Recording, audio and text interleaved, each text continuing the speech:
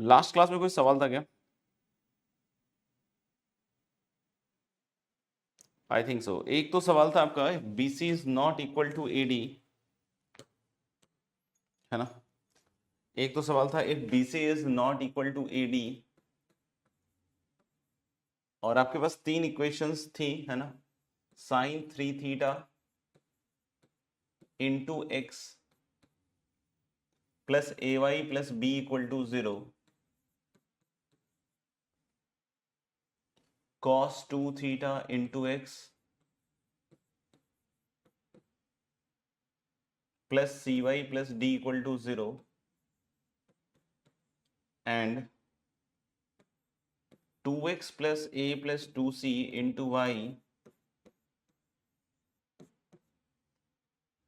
Plus B plus 2D equal to 0। एक तो बच्चों ये सवाल है कि ये कंकरेंट है, तो हमें जनरल वैल्यूज ऑफ थीटा बतलानी है ना, हमें जनरल वैल्यूज ऑफ थीटा बतलानी है। ठीक है, जनरल वैल्यूज ऑफ थीटा बतलानी है। देखते हैं कैसे कर सकते हैं इसको। तो हमें पता है कि अगर तीन लाइंस कंकरेंट है तो सीधा सीधा डिटर्मिनेंट को जीरो करेंगे, है ना? डिटर्मिनेंट को जीरो करेंगे। तो हम लोगों ने डिटर्मिनेंट लिख लिया, और इस डिटर्मिनेंट को सिंप्लीफाई करना पड़ेगा थोड़ा सा। You can write here sine 3 theta A B cos 2 theta CD and 2x A plus 2C B plus 2D, ऐसा कुछ देख लो आप लोग, सभी लोग देख लो, है ना? इस तरीके से आएगा। ये डिटर्मिनेंट किसके बराबर होगा दोस्त? ये डिटर्मिनेंट होगा 0 के बराबर, राइट? अब अगर हम सिंप्लीफाई करें, देखना ध्यान से, क्योंकि मेरे थोड़ा सा स्क्रीन में गड़बड़ हो रही है यार। तो हम लोगों ने क्या कि ये इक्वल टू 0 हो गया, है ना? तो अब हम इसमें चाहें तो देखना, यहाँ पे एक तो A प्लस 2C है और एक यहाँ पे B प्लस 2D है।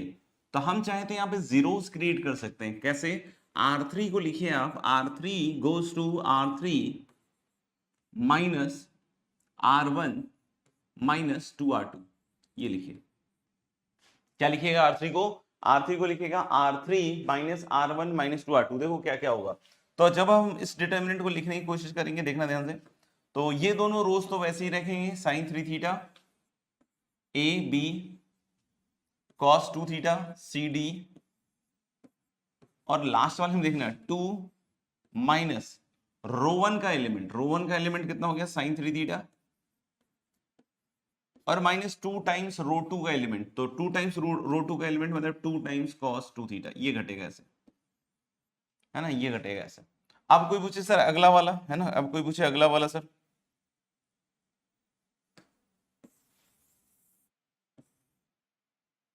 है ना? अब कोई पूछे अगला वाला, तो अगला वाला में देखो, यहाँ पे A प्लस 2C है ऑलरेडी, माइनस रो 1 का एलिमेंट करेंगे तो माइनस A आएगा, और माइनस 2 टाइम्स रो 2 का element, that is A minus 2C, है ना?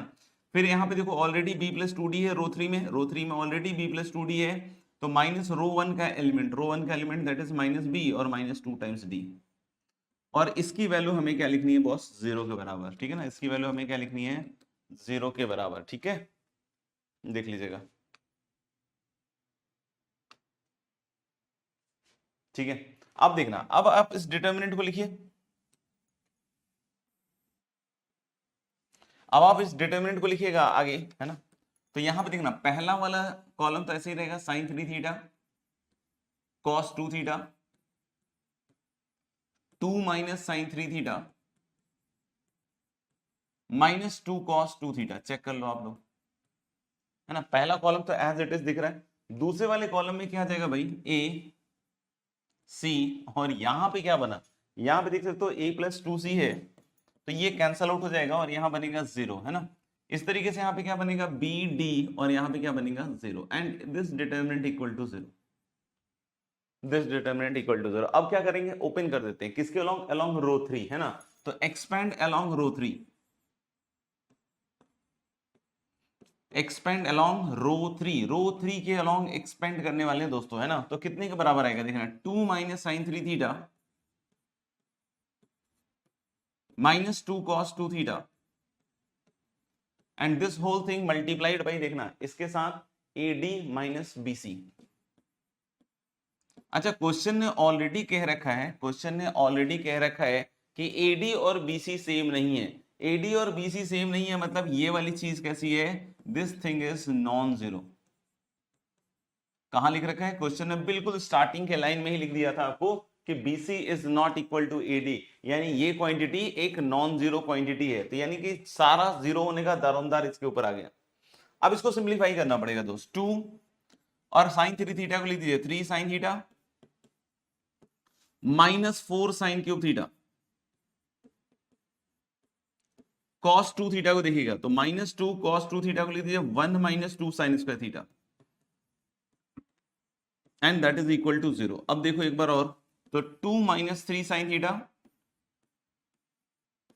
और यहां देखना माइनस माइनस प्लस हो जाएगा, प्लस 4 साइन क्यूब थीटा। अच्छा, आगे बढ़ते हैं, आगे बढ़ते हैं बच्चों, तो यहां पे आएगा माइनस 2 इंटू 1 तो माइनस 2, और यहां पे फिर एक आएगा आपका plus 4 sine square theta, and this thing is going to be 0। तो आप देखो एक 2 तो कट जाएगा, एक 2 कटने के बाद इन तीनों से एक साइन थीटा कॉमन आ रहा है ना, तो साइन थीटा कॉमन लेके लिख रहा हूं, साइन थीटा इनटू, है ना, साइन थीटा कॉमन लेंगे तो यहां बचेगा minus 3 plus 4 sine square theta, अगला term plus 4 sine square theta, और इसके बाद 4 साइन स्क्वायर थीटा है तो क्या बनेगा, प्लस 4 साइन थीटा। क्या इसको फर्दर फैक्टराइज कर सकते हैं, आंसर इज यस, है ना, sine theta 4 sine square theta, और इस 4 साइन थीटा को लिखिए 6 sine theta minus 2 sine theta, है ना, ये 4 साइन थीटा हो गया, और माइनस 3। तब आप इसको फैक्टर करने में लगी है ना, तो साइन थीटा इनटू इन दोनों से कॉमन कितना आएगा, 2 साइन थीटा, है ना, इससे -1, और लास्ट में बनेगा 2 sine theta plus 3। I hope आप सबको ये फैक्टराइजेशन सिंपली आता है, ठीक है। यहां से क्या क्या चीजें आ रही हैं, यहां से एक चीज तो आ गई बच्चों साइन थीटा इक्वल टू 0, एक चीज आ गई हाफ, और लास्ट से आ रहा है -3/2। हम लोग बोले कि ये तो मुश्किल है इस जन्म में एटलीस्ट, है ना, तो साइन थीटा की वैल्यू -3/2 तो नहीं हो सकती, क्योंकि लोएस्ट वैल्यू कितनी होती है साइन थीटा की, -1। तो साइन थीटा इक्वल टू 0, इसका जनरल सॉल्यूशन लिखना बहुत बार सिखा चुका हूं, है ना, n पाई, और sine theta equal to half का general solution n pi plus -1 की पावर n पाई बाई 6, और इन दोनों का union will be your answer, n is integer. क्या ये क्लियर है सब बच्चों को?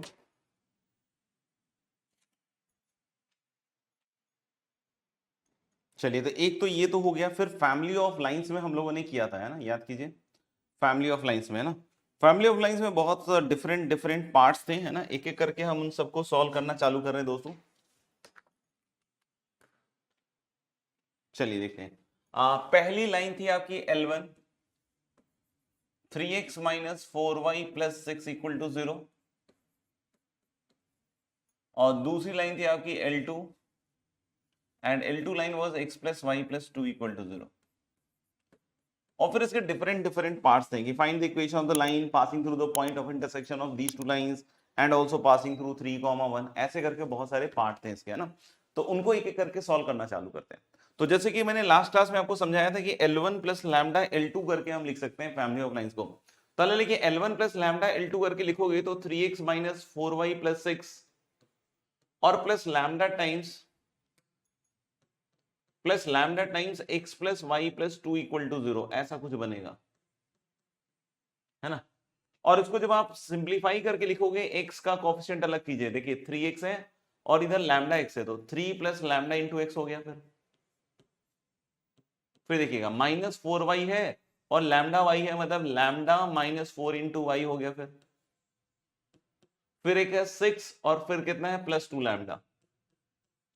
तो आप समझ रहे हो ना कि ये फैमिली ऑफ लाइंस हो गई। लैम्डा चेंज करेगा, अलग अलग लाइंस आएंगी, है ना, लैम्डा चेंज करेगा, अलग अलग लाइंस आएंगी। जैसे कहता है कि पहले वाले में कि 3,1 से पास कर रहा है, तो फर्स्ट पार्ट जब आप सॉल्व करने के लिए जाइएगा तो 3,1 पास करेगा, तो कहां रखें 3,1 को, तो x और y की जगह रखेंगे, तो वहीं से तो सेटिस्फाई कराएगा। तो 3 plus lambda into 3 plus lambda -4 into 1 और plus 6 plus 2 lambda equal to 0। मेरे ख्याल से चमक रहा है सितारा। इधर देखिएगा 9 plus 3 lambda plus lambda minus 4 plus 6 plus 2 lambda equal to 0, यानी कि 2 1 3 और 3 6 लैम्डा हो गया, और 9 6 15 में से 4 गया 11। यानी देखिए लैम्डा की वैल्यू हालांकि बहुत खराब सी आ रही है, बट आप समझना कि जब -11/6 इस इक्वेशन में दोबारा से रखिएगा, है ना, दोबारा से रखिएगा तो पर्टिकुलर मेंबर आ जाएगा। मतलब क्या हो रहा है कि आप फैमिली ऑफ लाइंस लिख रहे हो, फैमिली ऑफ लाइंस लिखने के बाद आपको जो एक्स्ट्रा कंडीशन मिला है उससे दोबारा आपको लैम्डा निकालना है, और लैम्डा उठा के कहां रखना है, फिर से फैमिली ऑफ लाइंस में, तो वो मेंबर पर्टिकुलर आ जाएगा। अब दूसरा कहता है कि parallel to 2x plus 3y plus 7 equal to 0। Second part कहता है कि parallel to 2x plus 3y plus 7 equal to 0, है ना, एक्स्ट्रा कंडीशंस दिए हुए हैं ना, उसको लगाते जाएंगे। तो भाई अगर हमारा फैमिली ऑफ लाइंस में जो मेंबर है वो इस लाइन के पैरेलल है तो दोनों का स्लोप बराबर होना चाहिए। तो भाई इसका स्लोप कितना है, -2/3, negative of coefficient of x upon coefficient of y, इधर से भी आएगा negative of coefficient of x upon coefficient of y, ऐसा आएगा। अब ये माइनस गया, क्रॉस मल्टीप्लाई करोगे तो 2 lambda minus 8 equal to 9 plus 3 lambda, मतलब 2 लैम्डा को इधर लाओ तो लैम्डा की वैल्यू आएगी -17, यानी कि अब लैम्डा की वैल्यू उठा के -17 इसमें रखिए, और -17 रखिएगा तो फिर इक्वेशन आएगा। ऐसे ही थर्ड पार्ट में करना पड़ेगा, फोर्थ पार्ट में करना पड़ेगा, इस तरीके से चलना पड़ेगा, ठीक है ना। हम यहाँ पे थोड़ा सा इसको सिंप्लीफाई कर सकते हैं कैलकुलेशन को, क्योंकि जैसे जैसे आगे बढ़ोगे ना तो इसमें कैलकुलेशन थोड़ा से भारी पड़ते जाएंगे। तो मैं क्या कह रहा हूं कि I have an alternative way जिसमें मैं थोड़ा सिंपल कर सकता हूं चीजों को, सुनना ध्यान से। जैसे मैं क्या कह रहा हूं कि इसमें छोटा सा एक ट्रिक यूज कर रहे हैं कि जैसे जो भी लाइन होगी इसके पॉइंट ऑफ इंटरसेक्शन से पास कर रही होगी, और मान लो इसका पॉइंट ऑफ इंटरसेक्शन थोड़ा सीधा साधा आ गया, है ना,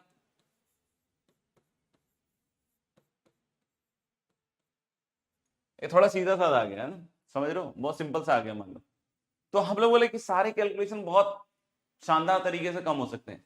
जैसे यहां पे बिल्कुल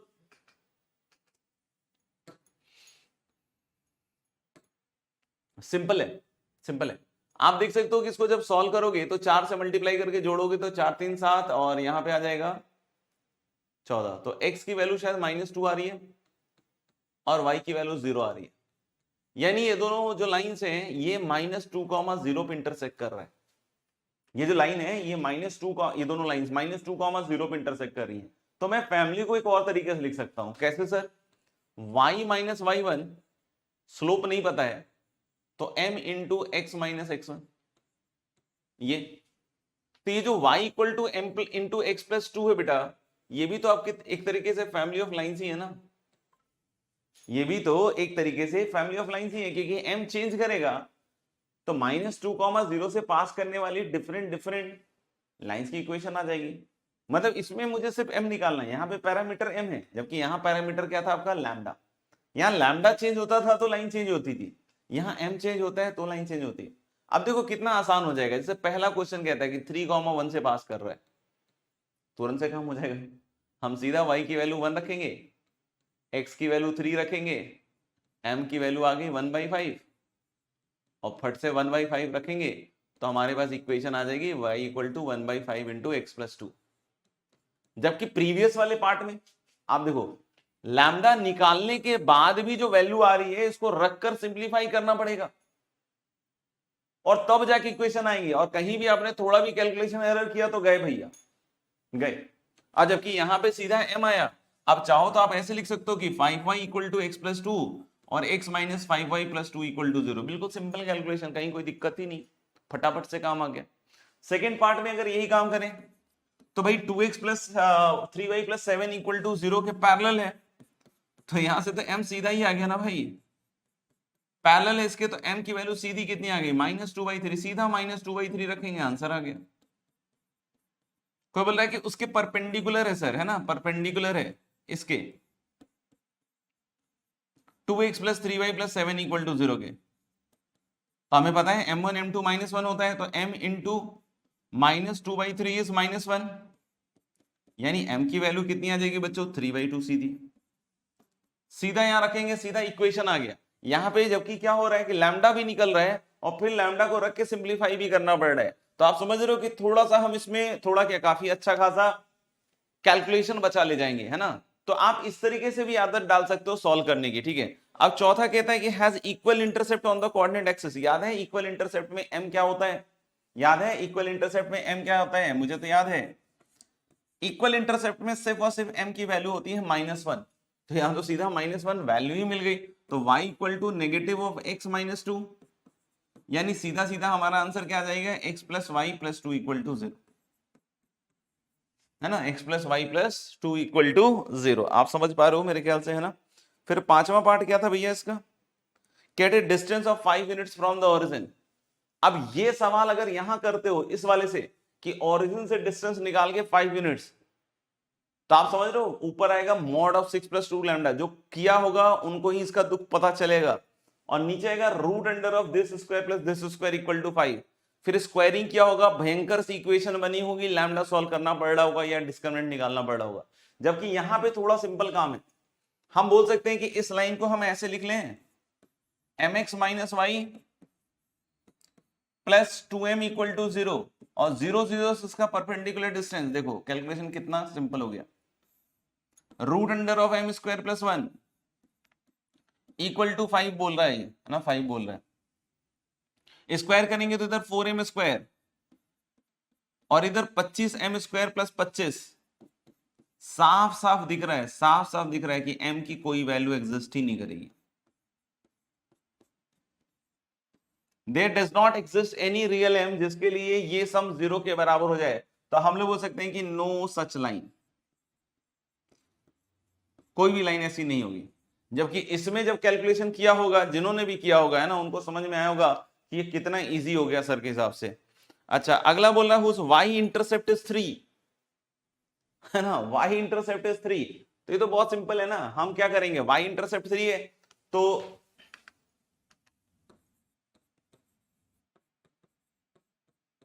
x को 0 रख दीजिए, x को 0 रख दीजिए इसमें। तो y equal to m times x plus 2 है,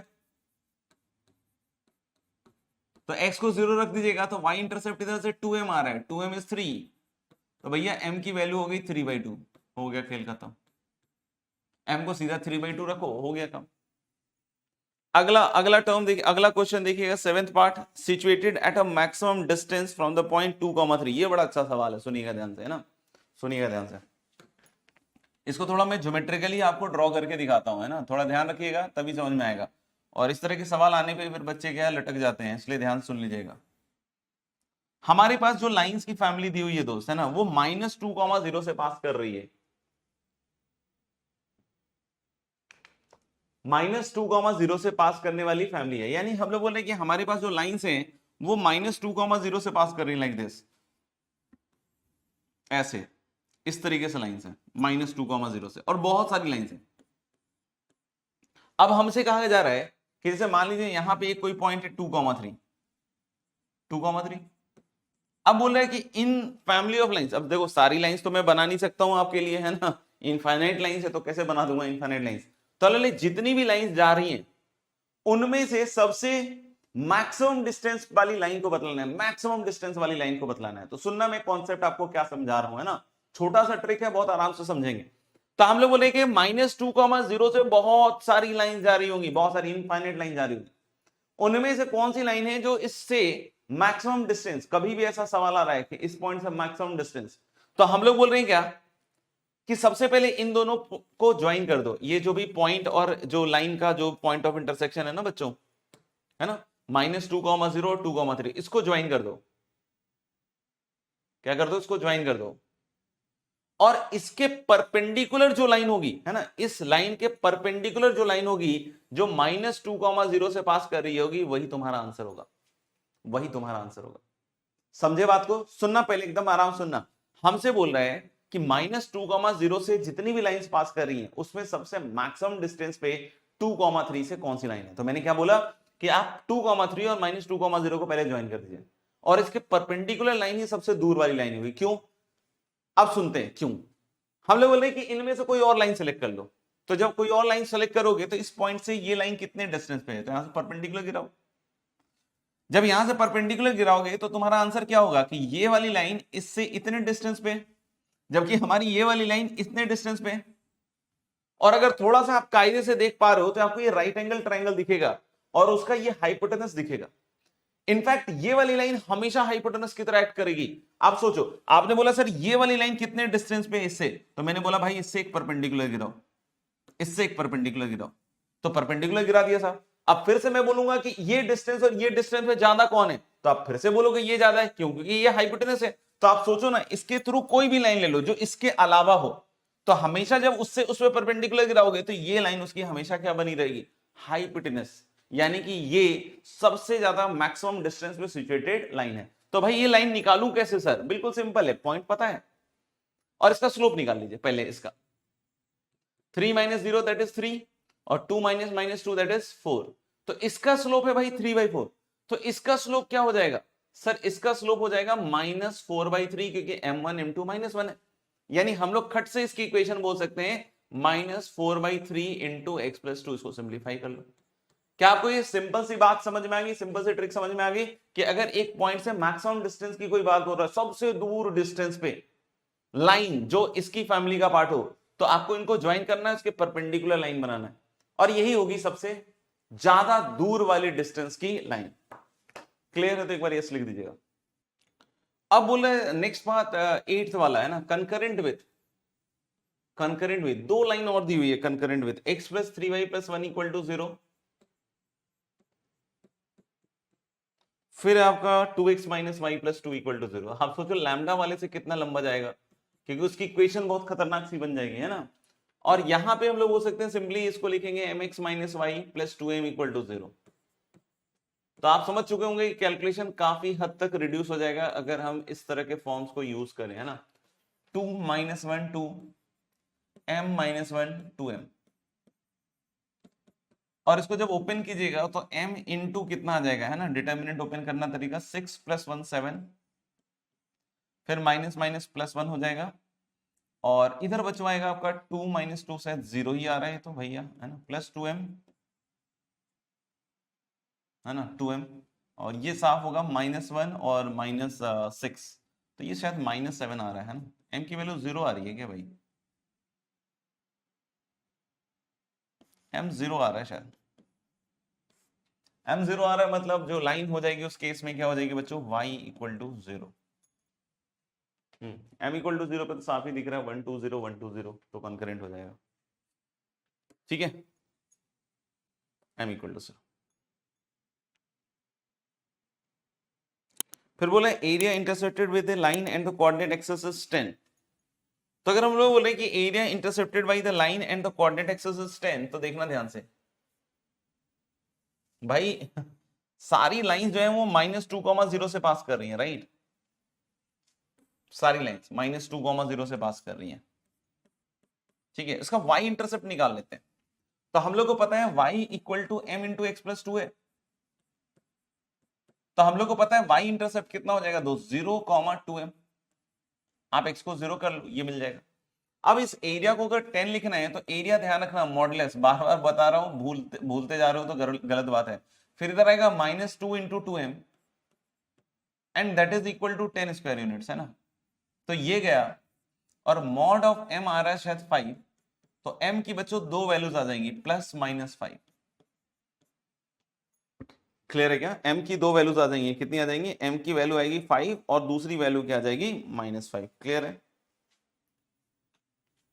फिर एक है आपका touching the curve y = x² + 1। ये शायद लास्ट पार्ट है। क्या करते हैं ऐसे सवालों में? जैसे देखना, है ना, हम लोग बोले y = x² + 1 को अगर टच कर रहा होगा, है ना, थोड़ा समझने की कोशिश करना, हाँ तो जाना चाहिए आपको समझ में।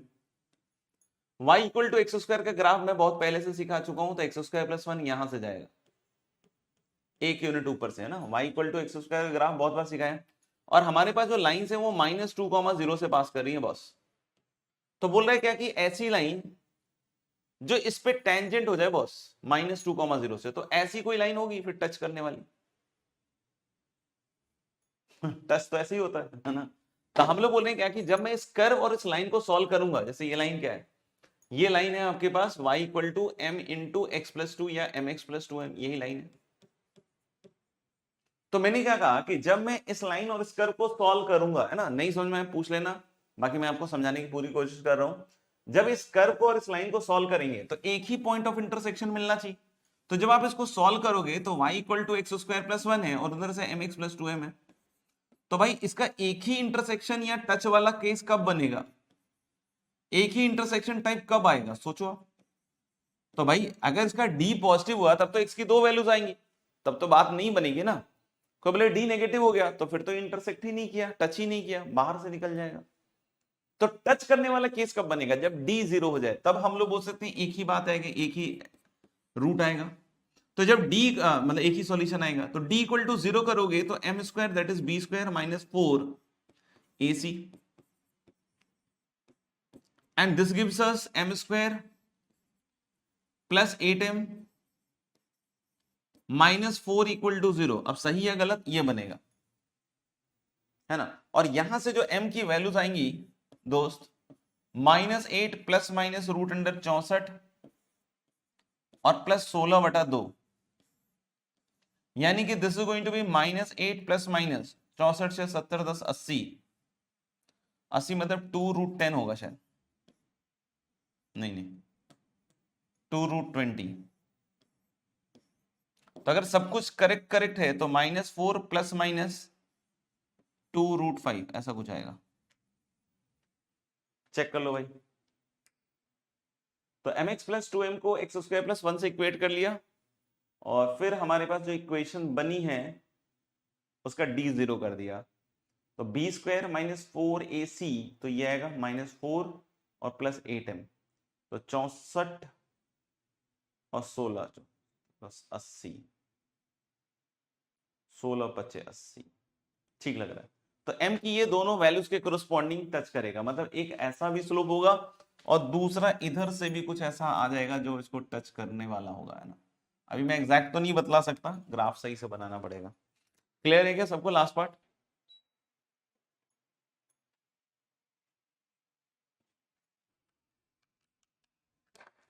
चलिए, हमने टाइप 1 देख लिया कि हमारे पास दो लाइंस दी हुई थी और दोनों के पॉइंट ऑफ इंटरसेक्शन से पास करने वाले की बात कर रहे थे, है ना। अब थोड़ा सा टाइप 2 टाइप का है। अब बोलोगे ये क्या है sir type 2?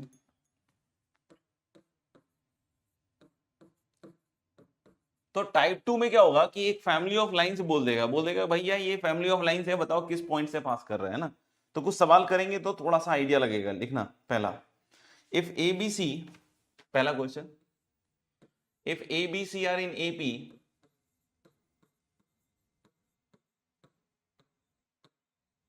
If A B C are in AP, है ना, then find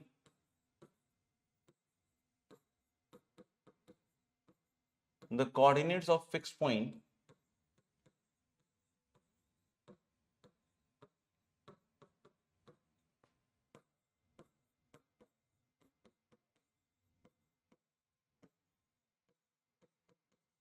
through which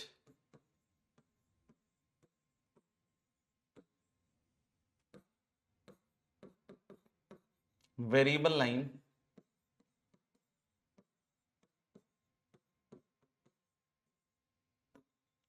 ax plus by plus c equal to 0 always passes।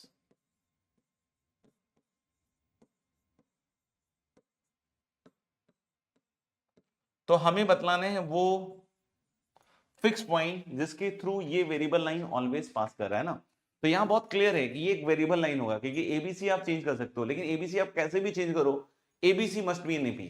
तो उस केस में बोलना है कि ये वेरिएबल लाइन हमेशा एक फिक्स पॉइंट से पास कर रहा होगा, उसके कोऑर्डिनेट्स आपसे पूछ रहे हैं, बताइए बच्चों।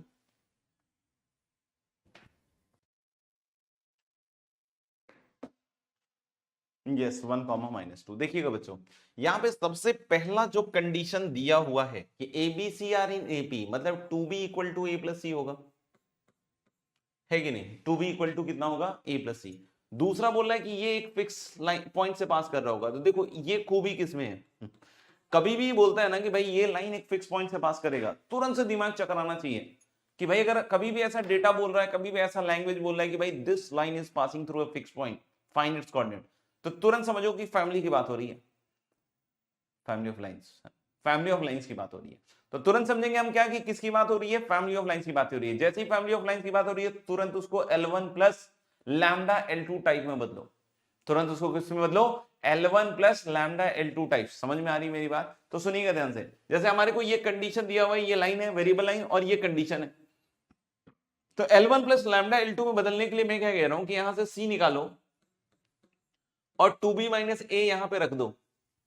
तो जैसे ही मैंने रखा इस पे तो देखिएगा ax प्लस बी वाई और c की जगह 2b माइनस a। अब देखना ध्यान से, इन दोनों को इकट्ठा कर लो तो a into x minus one plus b into इन दोनों को इकट्ठा कर लो y प्लस टू। अब मान लो कि तुमने इसको a से डिवाइड कर लिया तो x minus one plus B by A into y plus two equal to 0। ये जो b बाई ए है ये कोई ना कोई तो कांस्टेंट ही होगा भाई, तो यानी कि lambda times y plus two हो गया। तो यही तो हुआ L1 और यही हुआ लैम्डा L2। तो यानी आपने इसको कन्वर्ट कर लिया बच्चों L1 plus lambda L2 equal to 0 पे। अगर lambda L1 plus lambda L2 type में हो गया तो किस पॉइंट से पास करता है, इन दोनों के पॉइंट ऑफ इंटरसेक्शन से। तो इन दोनों के पॉइंट ऑफ इंटरसेक्शन से मतलब किसके किसके पॉइंट ऑफ इंटरसेक्शन से, तो एक लाइन है भाई x minus one equal to 0 और दूसरी लाइन है भाई y plus two equal to 0। इनका इंटरसेक्शन से पास करेगा तो कौन सा पॉइंट है वो 1 कॉमा माइनस टू। तो वो पॉइंट कौन सा है 1 कॉमा माइनस टू। तो दिस वाज योर मेथड 1 जिसमें आप इस तरीके से L1 प्लस L2 में कन्वर्ट करके ला सकते हो। अगर अपना माथा थोड़ा खुल चुका है तो हम इसको डायरेक्टली कर सकते हैं मेथड 2 में। बोलोगे सर कैसे, सुनना ध्यान से। सबसे पहले ये वेरिएबल लाइन जो लिखी हुई है उसको लिख लो और उस कंडीशन को लिख लो, उस कंडीशन को लिख लो, है ना। इस कंडीशन को जैसे लिखोगे एक साइड लाके लिखो, जैसे a minus two b plus c equal to 0। बस एक चीज का ध्यान रखना है ना, बस एक चीज का ध्यान रखना कि एक्स वाई के अलावा जो कांस्टेंट टर्म है, यानी जैसे यहां c है तो c का है ना कोएफिशिएंट दोनों साइड सेम होना चाहिए। फिर से सुन लेते हैं ना। सबसे पहले मेथड 2 में मैंने क्या कहा, अगर ये दिमाग खुल चुका है कि जब भी ऐसी कोई बात बोल रहा है कि this line passes through a fix point, तो मतलब family of lines L1 plus lambda L2 equal to 0 का सीन, और वहां से पॉइंट आ गया 1 कॉमा माइनस टू। मैंने बोला तुरंत निकाल सकते हैं, कैसे? तो मैंने बोला कि लाइन लिख लो और जो कंडीशन है उसको लिख लो। बस एक चीज का ध्यान रखना है कि दोनों में कांस्टेंट टर्म सेम होना चाहिए। जैसे यहाँ सी है तो यहाँ भी सी है, तो यहाँ आप कोई दिक्कत नहीं है। अब थोड़ा सोचना दिमाग लगा के, एबीसी आप कैसे भी चेंज करते रहो, कोई फर्क नहीं पड़ता, चेंज करते रहो, हमेशा इस कंडीशन को भी करता रहेगा एबीसी। अब इन दोनों इक्वेशन को ध्यान से देखो और सोचो एक्स और वाई को ऐसा क्या रखें हम यहाँ पे कि ये कंडीशन निकल जाए। एक्स को ऐसा क्या रखें, वाई को ऐसा क्या रखें कि ये बन जाए। क्योंकि देखो इस पे तो फोकस ही नहीं करना है, ये दोनों सेम बना देना है बस। जैसा कि अभी बना हुआ है तो मुझे ज्यादा फोकस नहीं करना होता है ना। तो मैं बोल सकता हूं कि एक्स को अगर आपने 1 रखा साहब और वाई को -2 रखा तो ये कंडीशन अपने आप बन जाएगी, ये कंडीशन अपने आप बन जाएगी। मतलब एबीसी कैसे भी चेंज करता रहे 1 और -2 तो इसको हमेशा सेटिस्फाई करेगा ही करेगा, लाइन को 1 और -2 हमेशा लाइन को सेटिस्फाई करेगा। तो तुरंत देखकर हम बतला सकते हैं कि this must be passing through a fixed point 1, -2। कैसा लगा मेथड, मतलब समझ में आया या नहीं बताएंगे जल्दी से। चलिए क्लियर है तो अगले सवाल पे आते हैं।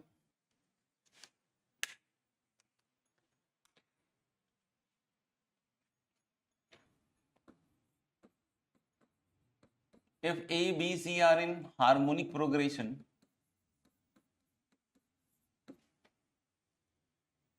then the line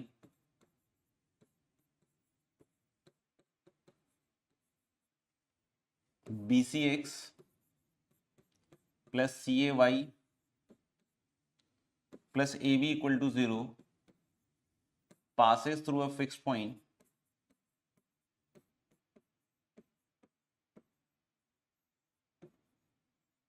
find its coordinate।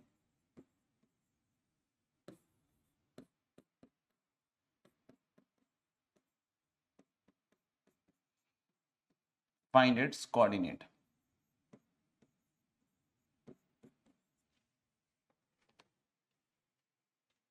बताओ भाई। तो भाई मेरे अगर ये HP है ABC तो क्या कंडीशन होता है ना, ABC अगर HP में है तो 1/A 1/B और 1/C AP में होगा। तो अगर 1/a 1/b 1/c AP में है तो याद है ना कंडीशन क्या होता था कि 2 टाइम्स द मिडिल टर्म्स, यानी कि 2/b इज 1/a 1/c का सम। तो देखो मैं मेथड 1 से भी सॉल्व कर सकता हूं, बट मैं डायरेक्ट सोच रहा था, है ना। 2/b इक्वल नीचे ac और ऊपर कितना आएगा c plus a, cross multiply कर लीजिए तो 2ac equal to bc minus ab, sorry bc plus ab, है ना। इसको इधर ले जाइए तो bc minus 2ac plus ab equal to 0 आ रहा है ना। और हमारे पास लाइन क्या है देखना, bcx प्लस cay या acy, पहले लिख लीजिए। तो कांस्टेंट टर्म क्या फिर से सेम हो गया, देखना ab सेम हो गया, है ना, कोई दिक्कत नहीं है इसमें। अब इन दोनों को देखना है, इसको और इसको देखना है, ध्यान से देखना है ना।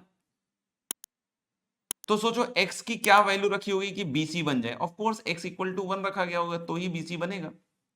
y क्या रखे होंगे कि -2ac बन जाए, तो ac तो ऑलरेडी है तो y को -2 रखा गया होगा। यानी x को 1 रखेंगे और y को क्या रखेंगे -2, so the coordinate is going to be 1, -2, है ना। चाहे तो वैसे भी बना सकते थे पहले वाले से किसी एक को एलिमिनेट करके, बट वो लेंदी जाएगा, डायरेक्ट दिख रहा है। आगे बढ़े, चलिए। If a square plus 9b square equal to 6ab plus 4c square, if a square plus 9b square equal to 6ab plus 4c square, then prove that the variable then the variable line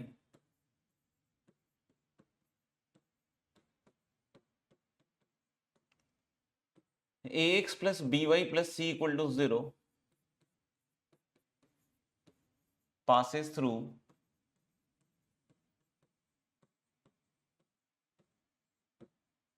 one or the other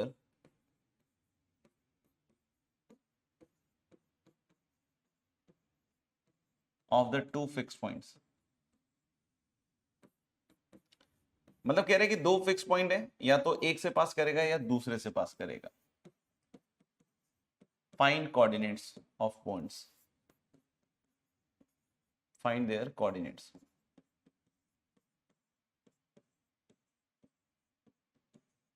मतलब क्या बोला भाई कि अगर ये condition सत्य है तो ये जो वेरिएबल लाइन है वो दो फिक्स पॉइंट्स है ना, या तो एक से पास करेगा या फिर दूसरे से पास करेगा। मतलब इनमें जितनी लाइंस होंगी इधर they are going to pass through the one of the fix points और the other of the fix point. तो उन दोनों फिक्स पॉइंट्स के आपको क्या बतलाने हैं, कोऑर्डिनेट्स बतलाने हैं। यस बिल्कुल सही है मेरे ख्याल से। चलिए देखते हैं। तो इसमें कह रहा है कि if a square plus 9b square equal to 6ab equal to 4c square, है ना। तो सबसे पहले तो इसमें देखो a स्क्वायर b स्क्वायर तो कहां से रहेगा, है ना, क्योंकि ab में लीनियर लाना पड़ेगा। तो आप सबसे पहले क्या करो कि 6ab को इधर ले आओ, तो -6ab प्लस 9b स्क्वायर। आप देखो इसको परफेक्ट स्क्वायर लिख सकते हो आप, मतलब ये क्या लिख सकते हो आप, a माइनस 3b का whole square and that is 2c का होल स्क्वायर। तो देखना यहां से, यहां पे हम लोग बोल रहे हैं कि a माइनस 3b कितना आ जाएगा फिर आपका +-2c। तो चलो दो कंडीशन है ना, a minus 3b plus 2c लोगे तो यहाँ -2c इक्वल टू 0 आएगा, और -2c लोगे तो a minus 3b plus 2c equal to 0 आएगा। देख लो मैंने हर बार बतलाया आपको कि कांस्टेंट ये जो c है, क्योंकि लाइन इसी के साथ कंपेयर करेंगे, है ना, इसी के साथ कंपेयर करेंगे, तो ये कांस्टेंट c होना चाहिए। तो यहाँ -2c है तो पहले -2 से डिवाइड कर लो, तो -a/2 प्लस 3/2b और प्लस c। अब देखो बिल्कुल फिट हो चुका है। अब हम ये लाइन देख रहे हैं ax plus by plus c equal to 0। अब आप थोड़ा सा दिमाग लगाओ, देखो c और c तो सेट है, तो x को ऐसा क्या यहां रखें कि आपको -a/2 बन जाए। तो बेटा x को तो माइनस हाफ ही रखोगे ना, तभी तो -a/2 बनेगा। और y को ऐसा क्या रखे कि 3b/2 बन जाए, तो b तो ऑलरेडी है तो 3/2 रख दो। यानी x को माइनस हाफ और y का 3/2 इसको हमेशा सेटिस्फाई करेगा। अब दूसरे वाले में भी मामला सेट नहीं है, तो पहले 2 से डिवाइड करो भाई, और यहां पे फिर से जब आप देखोगे इसके साथ कंपेयर करके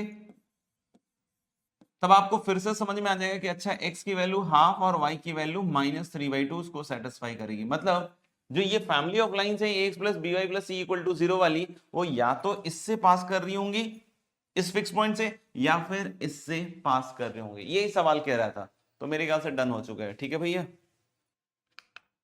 चलिए अगले सवाल पे चलते हैं।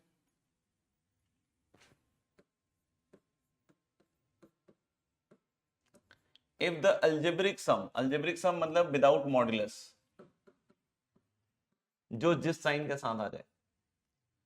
If the algebraic sum of the perpendiculars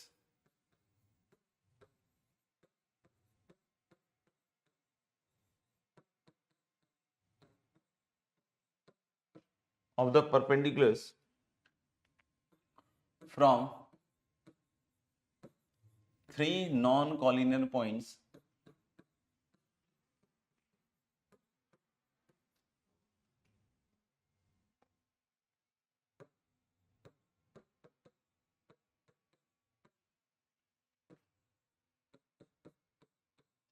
a x1 y1, b x2 y2 and c x3 y3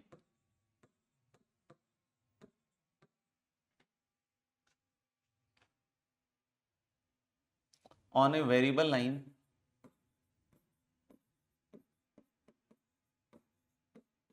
vanishes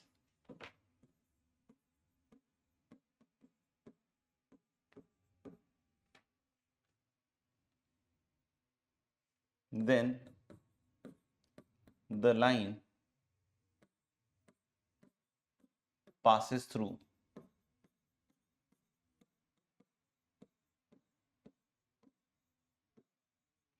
dash of triangle ABC।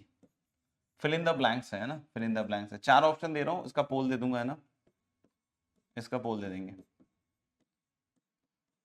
Option A is centroid, option B is in centre,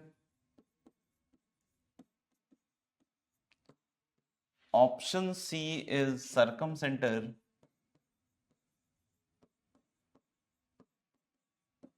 and option D is ortho center।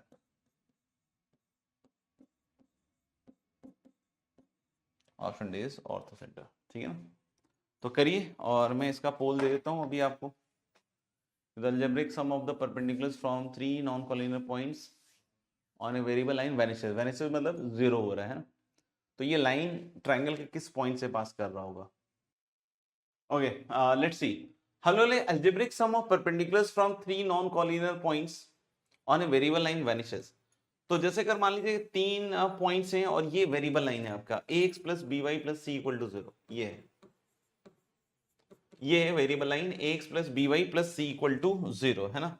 और हम लोग बोल रहे हैं कि मान लीजिए x1 y1 है एक पॉइंट है, मान लीजिए x2 y2 और एक पॉइंट है x3 y3, और इनका जो अल्जेब्रिक सम ऑफ डिस्टेंस है, अल्जेब्रिक का मतलब हुआ बच्चों विदाउट मॉड्यूलस, है ना। ये जो सम है ये प्लस ये और प्लस ये इक्वल टू 0 हो, क्योंकि अगर आपने मॉड लगा दिया तो मॉड तो कभी 0 होगा ही नहीं। तो इसलिए यहां पे एक वर्ड यूज किया गया है अल्जेब्रिक। अल्जेब्रिक मतलब जो जिस साइन से आया हो। तो जैसे मैंने x1 y1 का इससे परपेंडिकुलर डिस्टेंस क्या होगा दोस्त, ax1 plus B Y one plus C upon under root of A square plus B square. फिर कितना आएगा इस तरीके से ax2 plus B Y two plus C, है ना, x2 y2 से upon root under A square plus B square, और फिर आएगा ax3 plus B Y three plus C upon under root of A square plus B square. और बोल रहा है ये सम 0 है। सोचो ना, मॉड लगाओगे तो क्या 0 हो सकता है क्या, नहीं ना, क्योंकि सब पॉजिटिव होगा।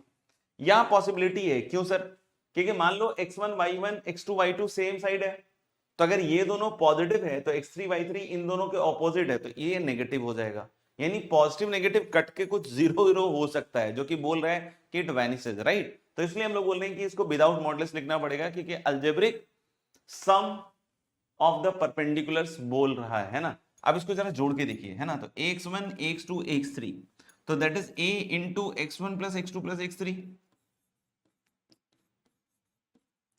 Plus b into y1 plus y2 plus y3, है ना, प्लस सी कितना आएगा 3c। कंपेयर करने से पहले मैं बार बार बोल रहा हूं कांस्टेंट टर्म को सेम करेंगे। तो जैसे ही आप इसमें 3 से डिवाइड करोगे बच्चों तो क्या मिलेगा, a x1 plus x2 plus x3 upon 3 plus b y1 plus y2 plus y3 by 3 plus c equal to 0। अब सोचो आप इसको ax plus B y plus c equal to 0 से कंपेयर करते हैं मान लीजिए, तब आपको फील आ रहा है कि किस पॉइंट से पास कर रहा होगा। x की जगह आप क्या सोच पा रहे हो, x की जगह आप क्या सोच पा रहे हो, तो x की जगह मैं तो सोच पा रहा हूं क्या कि x1 plus x2 plus x3 upon 3 से पास कर रहा होगा। जब मैं x की जगह ये रखूंगा और y की जगह रखूंगा ये पॉइंट, तो भाई ये वेरिएबल लाइन इस पॉइंट से हमेशा पास करेगा, ये वेरिएबल लाइन हमेशा इस पॉइंट से पास करेगा। जब आप बोलते हो कि हमेशा इस पॉइंट से पास करेगा, तो आप सोचो ना कि इन तीनों को जब मैं ज्वाइन करूंगा, है ना, इन तीनों को जब मैं ज्वाइन करूंगा तो इस ट्रायंगल का ये पॉइंट क्या है, तो of course it is a centroid, of course it is a centroid, इसलिए इसका आंसर क्या हो जाएगा, ए Agra.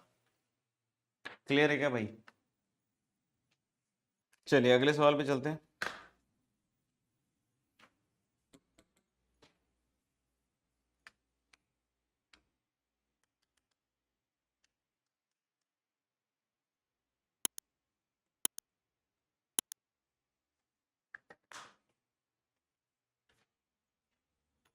Next question is if the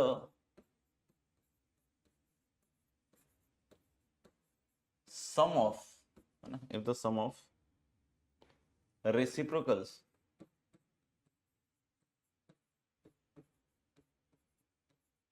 of the intercept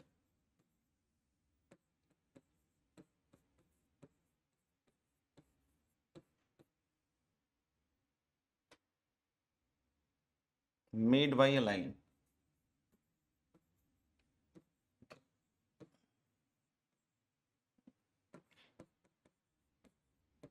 on the coordinate axis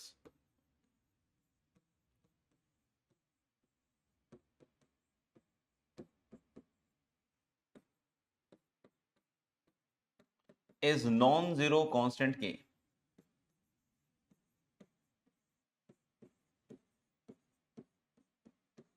is non-zero constant k, then the line always passes through a fixed point.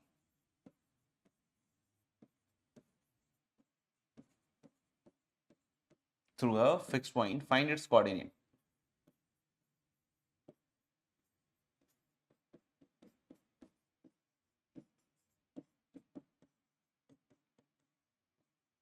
Find its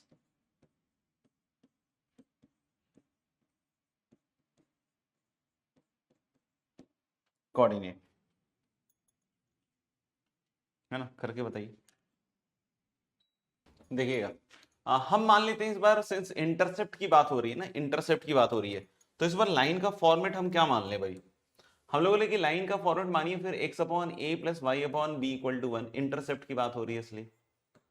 तो भाई इसका intercept क्या है, तो मुझे पता है कि x इंटरसेप्ट इसका a है इस लाइन का, और y इंटरसेप्ट मुझे पता है इस लाइन का क्या है, b है।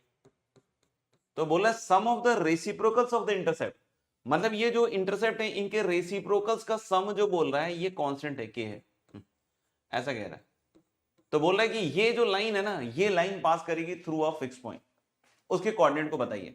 तो मैं बार बार कह रहा हूं कि कांस्टेंट टर्म सेम कीजिए, तो इस लाइन को देखिए थोड़ा, इस लाइन को देखिए थोड़ा, बिल्कुल सेम टू सेम चल रहा है बट कांस्टेंट टर्म सेम नहीं है। तो इधर k है इधर 1 है, तो इसको k, इसको 1 कैसे बनाएंगे, k से डिवाइड कर दीजिए इसको। तो जब डिवाइड करोगे ना बेटा k से, तो इधर आएगा ऊपर 1/k, है ना, और ये k नीचे आएगा ना, तो उसको ऐसे लिख सकते हैं आप 1/k और b, और इधर 1 आ जाएगा, इधर 1 आ जाएगा। तो मैंने जब k से डिवाइड कर लिया तो ak bk हुआ होगा, तो ak bk को मैं ऐसे भी तो लिख सकता हूं। तो अब आप इन दोनों को कंपेयर कीजिए, अब इधर देखिए कांस्टेंट टर्म सेम हो गया, बिल्कुल राइट हैंड साइड 1 था, दोनों का 1 हो गया। तो x क्या रखा होगा, x रखा होगा साहब 1/k, और y भी क्या रखा होगा 1/k, यानी किस फिक्स पॉइंट से पास करेगा भैया, 1 बाई के कॉमा 1 बाई के, है ना, 1 बाई के कॉमा 1 बाई के, देख लेना। आगे बढ़ते हैं, आगे बढ़ते हैं, एक और सवाल कीजिए। The family of lines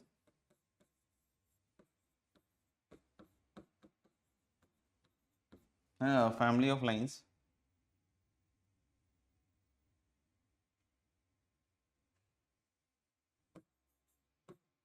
x into a plus 2b plus y into a plus 3b equal to a plus b passes through a fixed point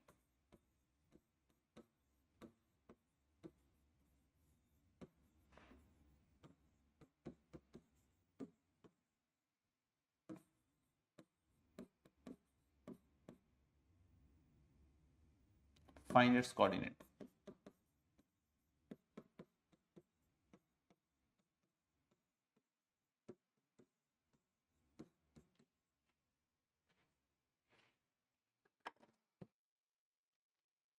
चलिए देख लेते हैं। तो हम लोग बोले इसको थोड़ा सा अपन चेंज करके लिखते हैं गाइस, है ना। तो कितना आ जाएगा a इंटू एक्स, है ना, a वाले सब उठाओ पहले, है ना, a into x, a into y, और फिर ये a उधर ले जाओ तो -1, है ना, और b वाले अलग करो। फिर b वाले अलग करोगे तो यहां देखना 2xb, तो यानी कितना रहेगा यहाँ पे 2x। फिर अगला वाला देखिएगा 3yb, मतलब कितना आएगा +3y, और फिर से -b उधर ले जाओगे तो -1। तो यानी आप देख रहे हो ना कि a वाले टर्म को सेपरेट कर लिया, b वाले टर्म को सेपरेट कर लिया। अब चाहो तो तुम बोल सकते हो कि a से डिवाइड कर दिया मैंने, तो ये वाली चीज को मैंने L1 बोल दिया अपन ने, और plus lambda L2 equal to 0। तो L1 कितना आ जाएगा x plus y minus 1 equal to 0, और L2 कितना हो जाएगा 2x plus 3y minus 1 equal to 0। अब इसके इंटरसेक्शन से पास करेगा लाइन पॉइंट, मतलब इन दोनों के पॉइंट ऑफ इंटरसेक्शन की बात करेंगे। तो इसको जैसे मान लो कि मैंने 3 से मल्टीप्लाई करके सब्ट्रैक्ट कर दिया, तो 3x minus 2x is x, 3y minus 3y is gone, -3 और +1 इज -2। तो x की वैल्यू दोस्त 2 आ रही है, और y की वैल्यू शायद 1 -1 आ जाएगी, है ना। तो कि 2, -1 से ये हमेशा पास कर रहा होगा। तो ये तो आपका फैमिली ऑफ लाइंस के बारे में हो गया काम, है ना।